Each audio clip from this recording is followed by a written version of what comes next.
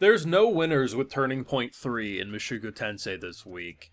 Now, I feel like some people may want to say, oh, for a Turning Point, that's pretty calm. No one died, no one got mass teleported. And sure, but I honestly think this is the most conflicting of the Turning Points for me, because Rudy's at an interesting point where he's about to start a family. Sophie is 2 months pregnant. The family's doing good, and then he gets a letter in the mail saying, basically, we're screwed come hell. And even without the conversation with Man God, to leave, it is a 1-year trip just to get there, a 1-year trip back, and just to be safe, say a year to deal with whatever we're dealing with. If he's lucky, it's 2 years and some odd months of a trip. He's gonna miss the birth of his kid. Who the hell knows? Here's the thing, right? What if she dies in childbirth? What if someone attacks? Like, there's so many things that could go wrong. And even if everything's peaceful, he misses a couple of very crucial years with his first kid. If Ruchard was still there, I feel like I'd be 100% saying, okay, we leave Ruchard with his family, and I can believe things will work out. Especially because Sophie's not really saying don't do it. I could feel like it's okay. And while yes, there's people who can look after them, it's not to the same degree, you know? And to just know that the man god is saying, hey, don't... Now, here's the thing. Man god is questionable. He's telling us to go bang one of our furry friends, and I'm like, what the... These are the dumbest characters to cheat with out of any of the characters. Like, why is he telling us to do that? I don't know. So, his recommendations can be questionable. I'm not going to deny that. But the thing is because of his advice, ED was fixed.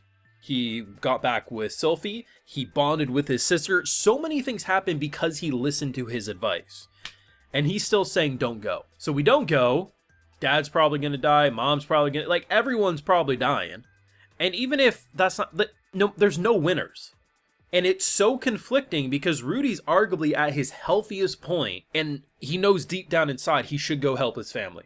Because who knows what will happen if he doesn't. And then they add salt in the wounds. She's breaking up with Cliff. I almost dropped this show right then and there when I heard that nonsense. I was like, you cannot do that to the OTP.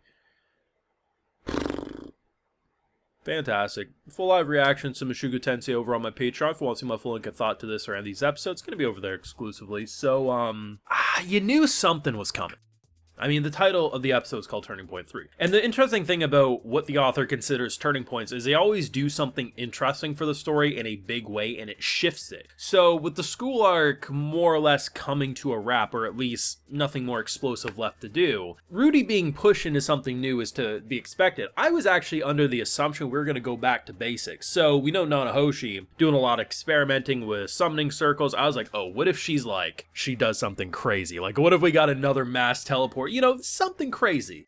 And instead they sideswipe you with the most basic of turning points, but in my opinion makes for the most satisfying and impactful moments. Because up to this point, you know, Rudy's been, you know, whether it was thinking he could deal with anything and getting a rude wake-up call, being a kid teleported and kind of tossed away from what you're expecting, right? Like, there's so much that happened, and now he's at this, like, loving father stage in his life, good big brother, just everything's working out, the family that he wants, and he's being told not to do it. And the thing is even before that conversation, he didn't want to, well, at least half of them, because he's like, well, I can't leave my wife. Even if the wife is saying, you can do this, like, that is such a long trip, and it's like, had the kid already been born, and he could look at her and be like, okay, childbirth went well, she's okay, she is going to be okay, it'd be a little different, but it's like, bro, this is so conflicting. And I love it, don't get it mistaken, but it's so conflicting because I honestly think if Ruchard didn't leave after delivering the sisters, I would say, you know what, we leave Ruchard to protect the home. We can trust... He was tasked at bringing the sisters to us, and he did a fantastic job. But it's like, I worry about someone attacking their home. I worry about childbirth going wrong. I worry about a lot of things. And what if it's not even this? What if it's Rudy going to Paul's location, and that's where things get bad because he's there? Rudy can't die, he's the main character, right? So, like, he's gonna continue on throughout these arcs, but, like, what is he gonna get involved with that's gonna screw him? I don't know. I mean, it's kind of funny when you think of it, because at the end of the day, I've said it for a long time, like, this man's gonna have multiple wives. I just refuse to see how he sticks to one. There's at least 2 or 3 characters that have been brought up that pretty much could be another love interest. Though it is hilarious that he refuses to cheat on the arguably some of the dumbest characters, and I think that's fantastic. But like, oh, that scene with his sister, man. It's funny because she falls so like comedically on her face that it just left me rolling. But it's like, bro,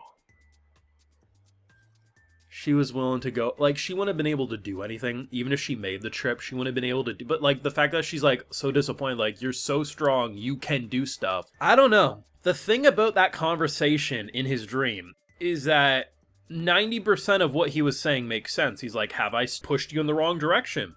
Everything that you... And I think the best part of that conversation is when he's like, well, my sister still would have been fine. Like, no, your sister would have been sent to her grandparents or whatever, right? Like, the fact that it's so much logic, but it's so frustrating because it's like Rudy wants to be in two places at the same time.